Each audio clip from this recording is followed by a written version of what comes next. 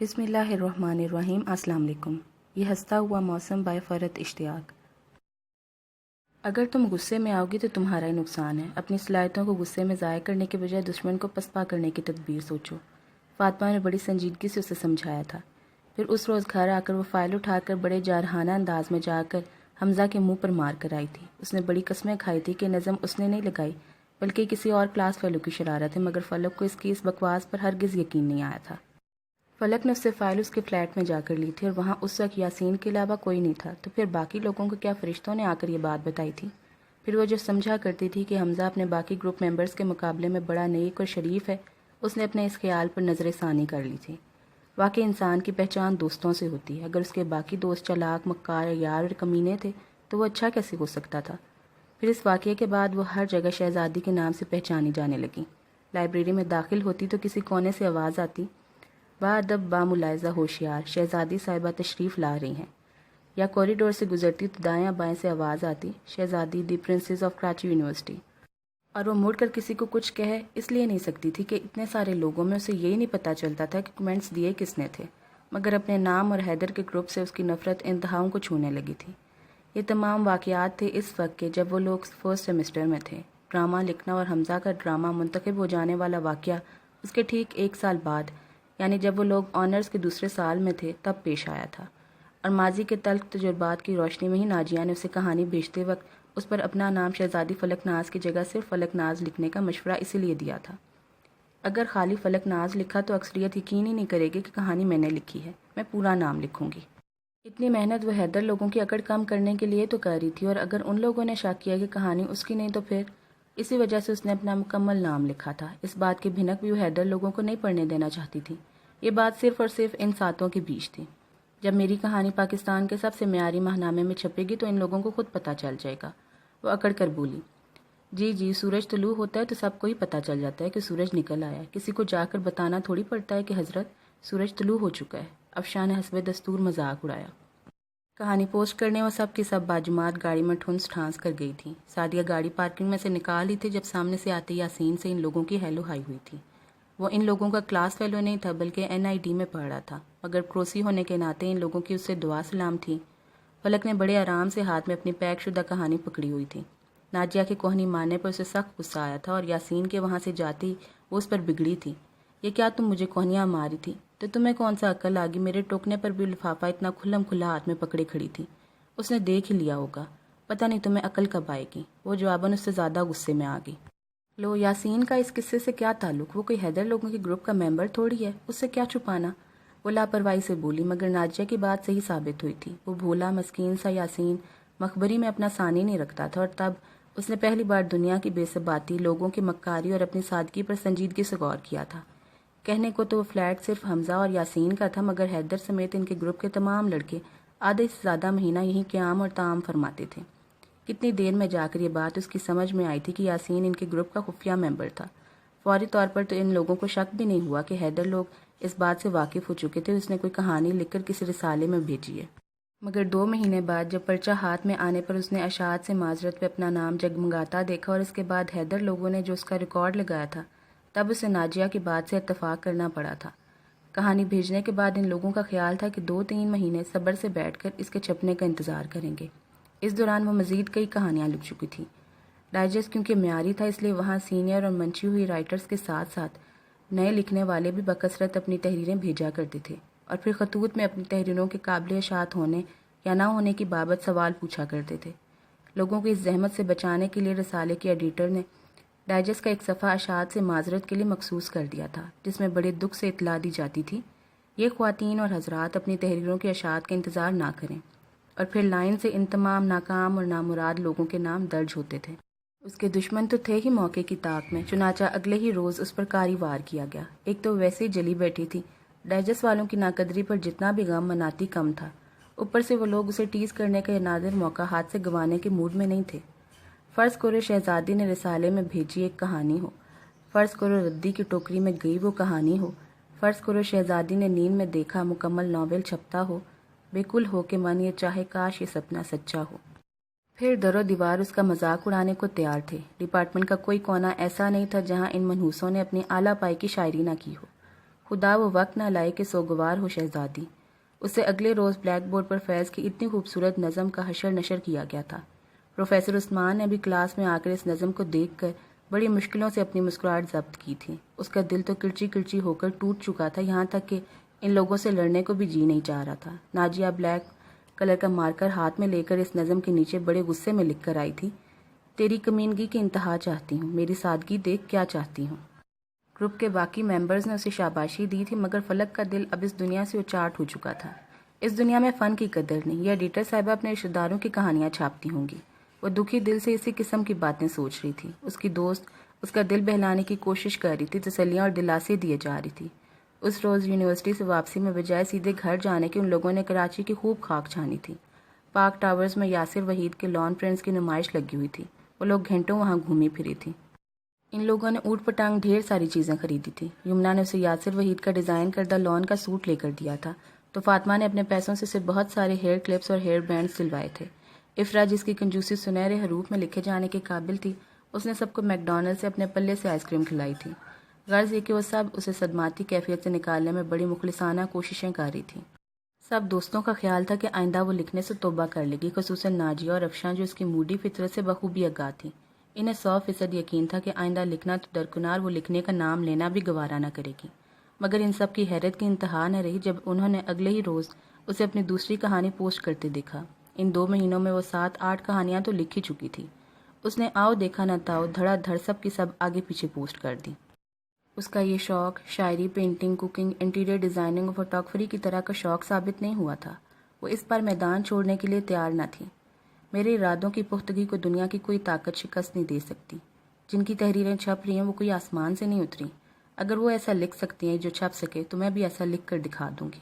وہ ایک نئے عزم سے میدان عمل میں کودی تھی۔ بے خطر کود پڑا آتش نمرود میں عشق۔ سعدیہ نے اسے حوصلہ دیتے ہوئے کمر تھپتھپا کر مصرع سنایا تھا، اور بس پھر اس نے دن دیکھا نہ رات، مسلسل اور انت تک محنت اس نے اپنا شعار بنا لیا تھا۔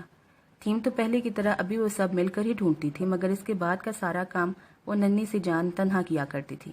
آدھی رات کو سوتے سے افشاں کو اٹھا دیتی، وہ بیچاری آنکھیں ملتی ہوئی ہکا بکا اس کی شکل دیکھتی تو بڑی سنجیدگی سے پین منہ میں دبائے سوال کرتی، ہابیل نے قابیل کو قتل کیا تھا یا قابیل نے ہابیل کو؟ افشاں کا دل چاہتا اس کا سر پھاڑ دے۔ رات کے 3 بجے سوتے سے اٹھا کر اتنے بے تکے سوال کا پس منظر اسے اچھی طرح معلوم تھا۔ یار مجھے اپنے ہیرو کا یونیک سا نام رکھنا ہے۔ نام تو میرے ذہن میں آ گیا، اب کنفیوژن یہ ہے کہیں میں ہیرو کا نام قاتل بھائی کے نام پر نہ رکھ دوں۔ وہ معصومیت سے عرض کرتی، ان دونوں میں سے جس نے جس کو بھی قتل کیا ہوگا، مگر آپ ضرور میرے ہاتھوں قتل ہو جائیں گی۔ وہ تیش میں آ کر چلاتے اور پھر اپنے اور اس کے مشترکہ کمرے سے واک آؤٹ کر کے پھوپھی صاحب کے بیڈ روم میں جا کر سو جاتی۔ لو بلا وجہ ناراض ہو رہی ہیں، کل کو جب میں مشہور رائٹر بن جاؤں گی خود ہی ہارے کو اعتراض را کر بتائے گی شہزادی فلک ناز میری بڑی بہن ہے۔ جی ہاں، وہی جن کے افسانوں کا مجموعہ پچھلے ماہ لندن سے شائع ہوا ہے۔ جی، اسٹار پلس سے عنقریب ان کا لکھا ہوا ڈرامہ ٹیلی کاسٹ ہونے والا ہے۔ ہاں، جیمز کیمرون سے ان کی بات تقریباً فائنل ہو چکی ہے۔ وہ ٹائٹینک کی طرز پر ایک اور فلم بنا رہی ہیں۔ ان کی کہانی آپ ہی یعنی شہزادی فلک ناز ہی لکھ کر دیں گی۔ بس آپ ہی کی شرط یہ ہے ہیرو ہیروئن ان کی پسند کی ہوں، اسی بات پر ذرا سا اختلاف ہے۔ وہ کہانی چھوڑ چھاڑ چشمے تصور میں خود کو ہالی ووڈ میں کھڑا پاتی۔ اچھے ڈائریکٹرز اس کی کہانیوں کو حاصل کرنے کے لیے سر دھڑ کی بازی لگاتے نظر آتے۔ سوچتے سوچتے اکثر سے نیند آ جایا کرتی تھی۔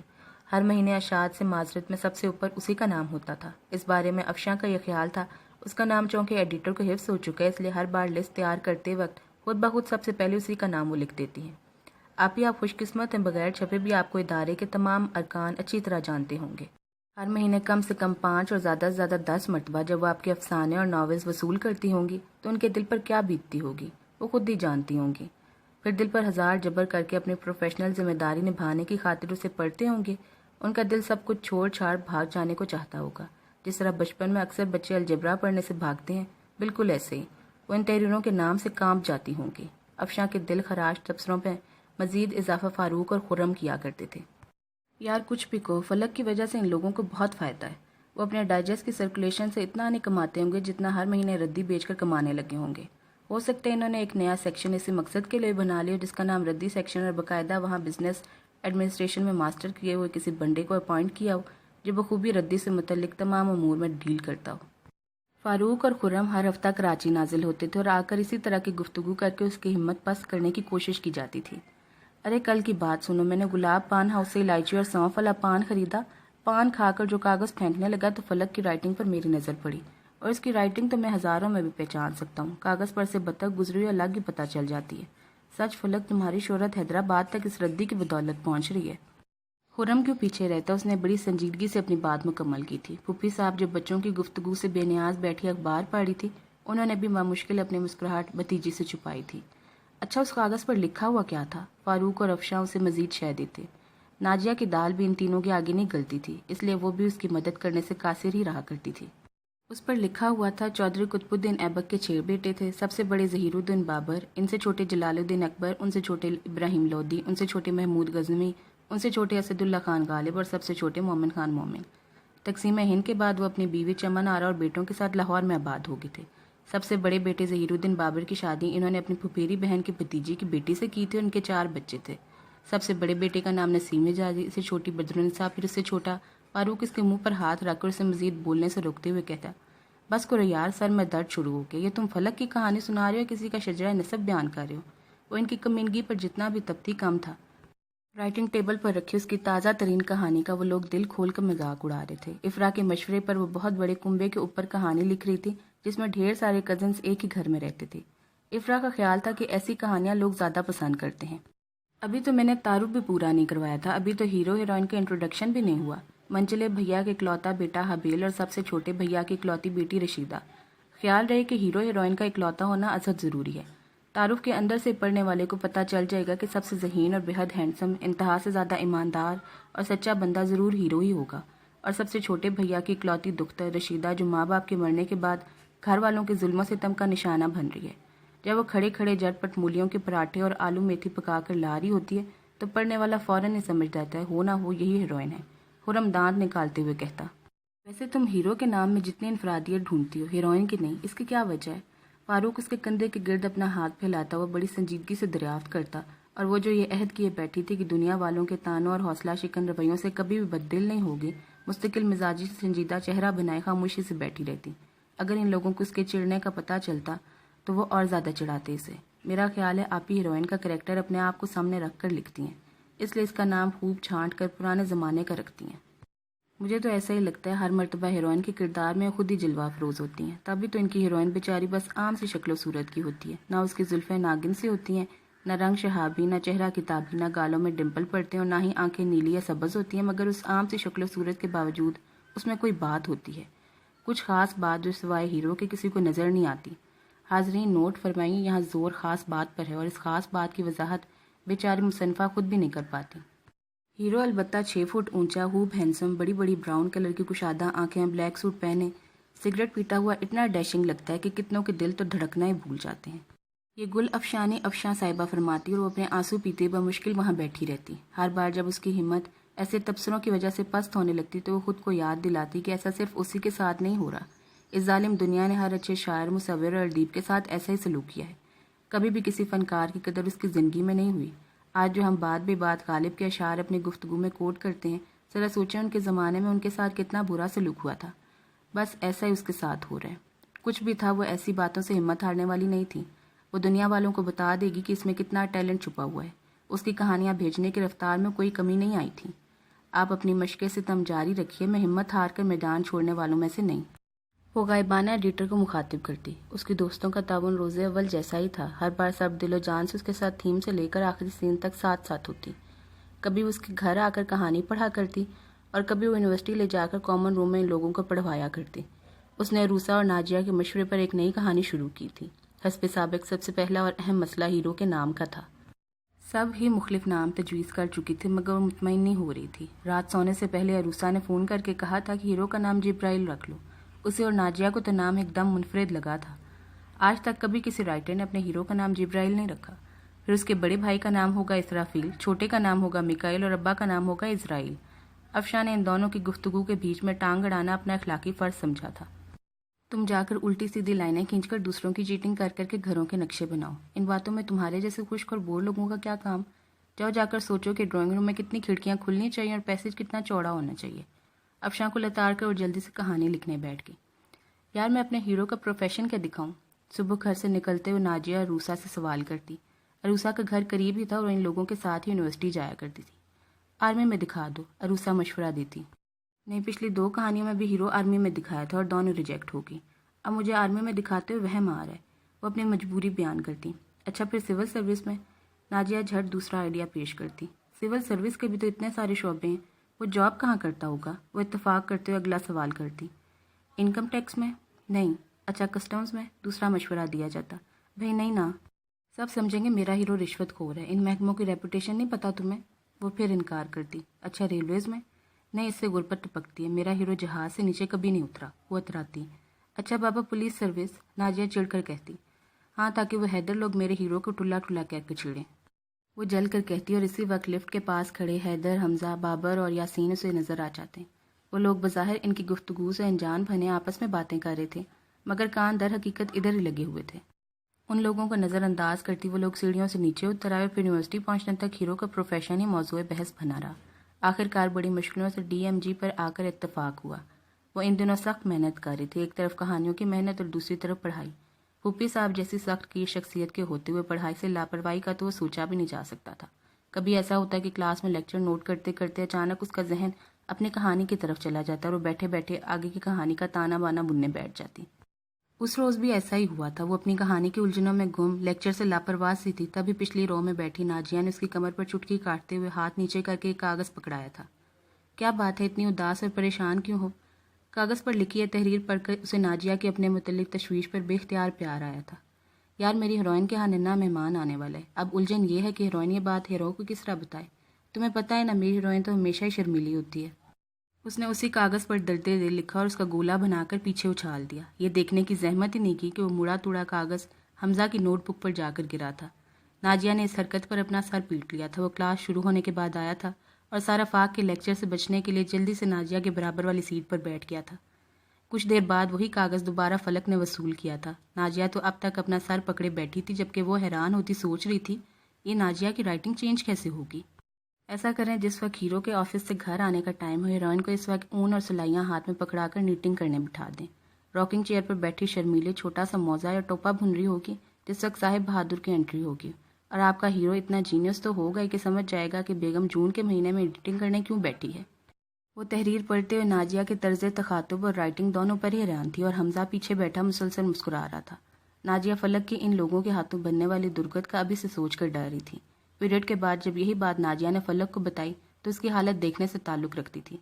تھوڑی سی شرم بھی آئی کہ کیا سوچ رہا ہوگا حمزہ، میں ایسی کہانیاں لکھتی ہوں۔ پھر وہی ہوا جس کا ڈر تھا۔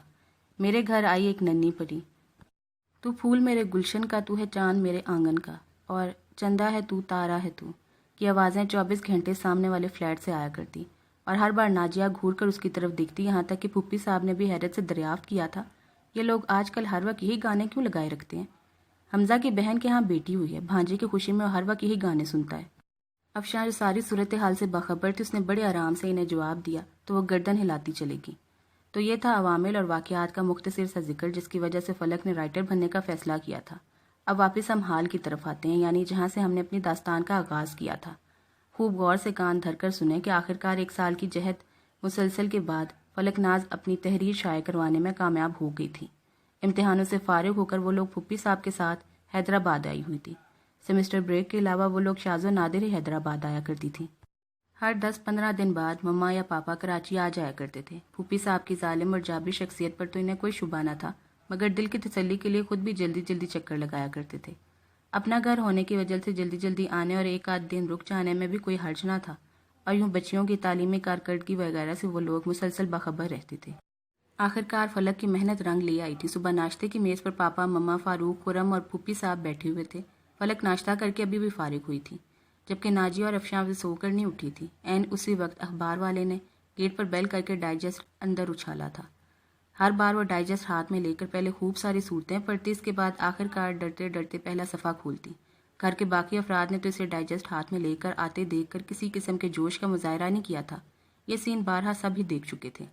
آنکھیں بند کر کے اس نے جلدی جلدی درود شریف کا ورد کیا اور پھر دھڑکتے دل کے ساتھ رسالہ کھولا۔ ارے یہ کیا مکمل ناول! بڑی مشکل سے ہوتا ہے چمن میں دیدہ ور پیدا، کہ آگے شہزادی فلک ناز کا نام جگمگا رہا تھا۔ اس کہانی میں اس کی ہیروئن کا نام نرگس تھا، اور دوسرا ایک کیس میں ہیرو نے اپنے دیدوں کا کافی درست اور برمحل استعمال کیا تھا، اس لیے اس نے کہانی کا عنوان تجویز کیا تھا۔ یہ اس کی اب تک کی بھیجی گئی کہانیوں میں سے پہلی کہانی تھی جس کی تھیم بھی اس نے کہیں سے نہیں چرائی تھی۔ بقول افشاں اس کہانی میں تھیم نام کی کسی چیز کا دور دور تک گزر نہیں تھا، اس لیے چرانے کا سوال ہی پیدا نہیں ہوتا تھا۔ اس کی چیخوں سے گھر کے در و دیوار ہل رہے تھے، جو سو رہے تھے ہڑبڑا کر اٹھ بیٹھے تھے، اور جو جاگ رہے تھے وہ کانوں میں انگلیاں دے کر اللہ کی پناہ مانگتے ہوئے پوچھ رہے تھے، کیا سورہ اسرافیل پھونکا جا چکا؟ چھلانگیں لگاتی ہوئے خوشی سے پاگل ہو رہی تھی۔ بس نہیں چل رہا تھا کیا کر دے۔ برابر والی آنٹی اپنا سب کام چھوڑ چھاڑ ایپرن پہنے بھاگتی ہوئی ان کے گھر آئی تھی۔ خیر تو ہے بھابھی، خدا نہ خواستہ امریکہ سے کوئی بری خبر تو نہیں آئی؟ دادی پچھلے 6 ماہ سے چچا کے پاس شکاگو گئی ہوئی تھی اور وہاں ان کی حالت سخت خراب تھی۔ مما نے ان کی بات کے جواب میں ہمارے ایسے نصیب کہاں والی شکل بنائی تھی۔ پاپا اور پھپھی صاحب کی موجودگی کے سبب وہ یہ بات منہ سے بولنے سے قاصر تھی۔ ابھی وہ اپنی دوستوں کو فون کرنے کا سوچ ہی رہی تھی کہ ایک کے بعد دیگرے سبھی کا فون آ گیا۔ وہ سب بھی خوشی سے دیوانی ہوتی شاندار سی ٹریٹ کا مطالبہ کر رہی تھی۔ چھٹیاں ختم ہونے میں ابھی کافی دن تھے، مگر اسے ایک دم سے کراچی جانے کی جلدی پڑ گئی تھی۔ اس نے اپنے دشمنوں کو دندانے شکن جواب دے دیا تھا، اب ان کی پسپائی کا نظارہ بھی تو کرنا تھا۔ فاروق کو یقین نہیں آ رہا تھا کہ اس کی کہانی میرٹ کی بنیاد پر شائع ہوئی ہے۔ ضرور تم نے کچھ دے دلا کر اسے پرچے میں لگوایا۔ اس کی بات پر ناجیہ کو فلک سے زیادہ غصہ آیا تھا۔ ارے وہ کوئی ایسے ویسے نہیں ہے، صرف اور صرف معیاری تحریریں شائع ہوتی ہیں ڈائجسٹ میں، تعلقات اور دینے دلانے والی بات نہیں ہے۔ وہ آگ بگولا ہو کر بولی۔ ہاں اپنی کہانی چھپ گئی تو وہ ایماندار پروفیشنل ٹیلنٹ کی قدر کرنے والے ہو گئے۔ کل تک تو رشتہ داروں کی کہانیاں چھپا کرتی تھی وہاں۔ خرم بھی میدان میں کود پڑا۔ میرا خیال ہے ڈائجسٹ کی ایڈیٹر ہماری آپی کے مستقل مزاجی کے سامنے گھٹنے ٹیک گئی۔ انہوں نے سوچا ہوگا شاید کہانی چھاپ دینے سے ان کا پیچھا ان اعلیٰ پائی کی تحریروں سے چھوٹ جائے۔ افشاں کیوں دل جلانے میں پیچھے رہتی؟